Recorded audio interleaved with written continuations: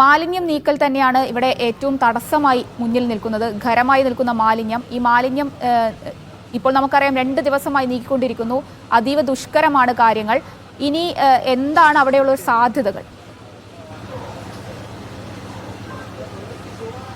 ഷഹാന, ഇനിയിപ്പോൾ ഏറ്റവും പ്രധാനപ്പെട്ട സാധ്യത നമ്മൾ നേരത്തെ സൂചിപ്പിച്ചതുപോലെ തന്നെയാണ് ഫ്ലഷിംഗ് സംവിധാനമാണ്.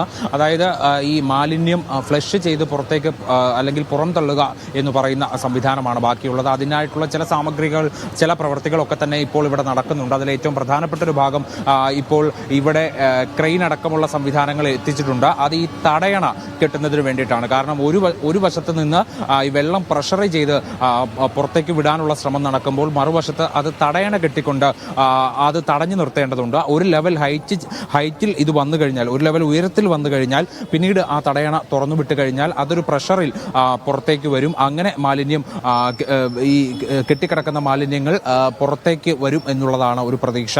അതിൻ്റെ അടിസ്ഥാനത്തിലാണ് ഈ ഫ്ലഷിംഗ് സംവിധാനത്തിലേക്ക് കടക്കാൻ വേണ്ടിയുള്ള തീരുമാനം ഉണ്ടായത്. ഇപ്പോൾ ഇവിടെ ക്രെയിൻ എത്തിയിരിക്കുന്നതും ആ തടയണ കെട്ടാനുള്ള ഇരുമ്പ് ചട്ട, അതായത് നല്ല ബലമുള്ള ഇരുമ്പ് ചട്ടയായിരിക്കും ഇതിനുവേണ്ടി ഉപയോഗിക്കുക. അതാണ് ഇനിയിപ്പോൾ ഇവിടെ എത്തിച്ചിട്ടുള്ളത്. അത് ഈ ക്രെയിൻ ഉപയോഗിച്ചുകൊണ്ട് താഴേക്ക് ഇറക്കും.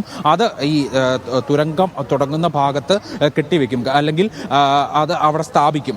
കാരണം മറുവശത്ത് നിന്ന് വെള്ളം പമ്പ് ചെയ്യുന്ന സമയത്ത് അതിൻ്റെ പ്രഷർ കൊണ്ട് ആ വെള്ളം പുറത്തേക്ക്, അതായത് ഈ തുരങ്കം തുടങ്ങുന്ന ഭാഗത്തേക്ക് പുറത്തേക്ക് പോകാനുള്ള സാധ്യതയുണ്ട്. അങ്ങനെ പുറത്തേക്ക് പോകരുത്.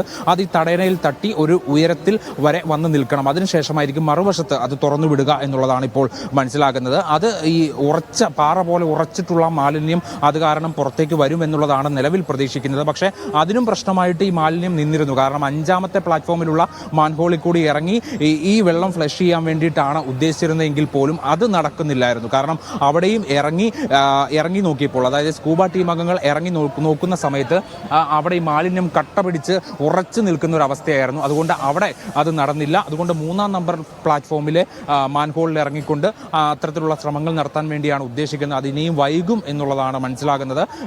മറ്റൊരു വിവരം പങ്കുവയ്ക്കാനുള്ളത്, ഈ ഡൈവിംഗ്, അഗ്നിശമന സേനയുടെ ഡൈവിംഗ് പ്രവർത്തനങ്ങൾ ഏറെക്കുറെ അവസാനിപ്പിച്ചിരിക്കുകയാണ്. അവർ സ്കൂബ ടീം അംഗങ്ങൾ നിലവിൽ അവിടെ തന്നെ തുടരുന്നുണ്ട്. പക്ഷേ അഗ്നിശമന സേനയ്ക്ക് അല്ലെങ്കിൽ ഫയർഫോഴ്സിന് ഡൈവ് ചെയ്യാൻ, അതായത് ഒരു സമയം കഴിഞ്ഞാൽ രാത്രിയിൽ ഒക്കെ തന്നെ ഡൈവ് ചെയ്യാനുള്ള ചില പരിചയക്കുറവ് അല്ലെങ്കിൽ അവർക്ക് അതിനുള്ള പരിശീലനക്കുറവൊക്കെ തന്നെ നിലവിലുണ്ട്. അതുകൊണ്ട് സ്കൂബ ടീം അംഗങ്ങൾ തുടരും. ഒപ്പം തന്നെ നാവികസേന അംഗങ്ങൾ വരുന്ന സമയത്ത് അവർക്ക് പൂർണ്ണമായിക്കൊണ്ട് ഈ വെള്ളത്തിൽ ഇറങ്ങാനുള്ള പ്രവർത്തികളിലേക്ക് അവർക്ക് പൂർണ്ണമായിട്ട് ഒരു സ്പേസ് കൊടുക്കുക എന്നുള്ളതാണ് ഉദ്ദേശിക്കുന്നത്. ഇപ്പോൾ എന്തായാലും ഈ ഫയർഫോഴ്സ് ഉദ്യോഗസ്ഥരൊക്കെ തന്നെ ഈ വെള്ളത്തിൽ ഇറങ്ങിയിരുന്ന ആളുകൾ ഇപ്പോൾ പിന്തിരിഞ്ഞിട്ടുണ്ട്. അവർ സ്കൂബ ടീം അംഗങ്ങൾക്ക് അവരുടെ ചുമതല കൈമാറിയിട്ടുണ്ട്. ഇനി അതിനുശേഷം നാവികസേന അംഗങ്ങൾ വരും. നമ്മളതൊരു 8 മണിയോട് കൂടിയാണ് പ്രതീക്ഷിക്കുന്നത്. അവരൊരു 8 മണിയോടുകൂടി എത്തുമെന്നുള്ളതായിരുന്നു നേരത്തെ പറഞ്ഞിരുന്ന വിവരം. അതിനു മുമ്പ് 6:30 ഇനിയും വൈകാനുള്ള സാധ്യതയുണ്ടോ എന്നറിയില്ല. എന്തായാലും റോഡ് മാർഗമാണ് വരുന്നത് എന്നുള്ളതാണ് അതിനകത്തൊരു പ്രശ്നം, സമയം കൂടുതലെടുക്കാനുള്ള ഒരു കാര്യം. എന്തായാലും അവർ എത്തിക്കഴിഞ്ഞാൽ അവരുടെ പ്രോട്ടോകോൾ പ്രകാരമുള്ള നടപടികളൊക്കെ തന്നെ ആരംഭിക്കും. ആ പ്രോട്ടോകോൾ എന്ന് പറയുന്നത് സാധാരണഗതിയിൽ നാവികസേനയ്ക്ക് ഇത്തരത്തിൽ തുരങ്കത്തിലൊക്കെ ഇറങ്ങാനുള്ള ഒരു പരിശീലനവും അല്ലെങ്കിൽ അവരുടെ ഒരു പ്രവർത്തന പരിചയവും ഒക്കെ തന്നെ മുൻകാലങ്ങളിൽ ഉണ്ടായിട്ടുണ്ട്. അതൊക്കെ തന്നെയും ഇവിടെ ഉപയോഗിക്കുമെന്നുള്ളതാണ് കരുതുന്നത്. 6 പേരാണ് നാവികസേനയുടെ സംഘത്തിലുള്ളത്.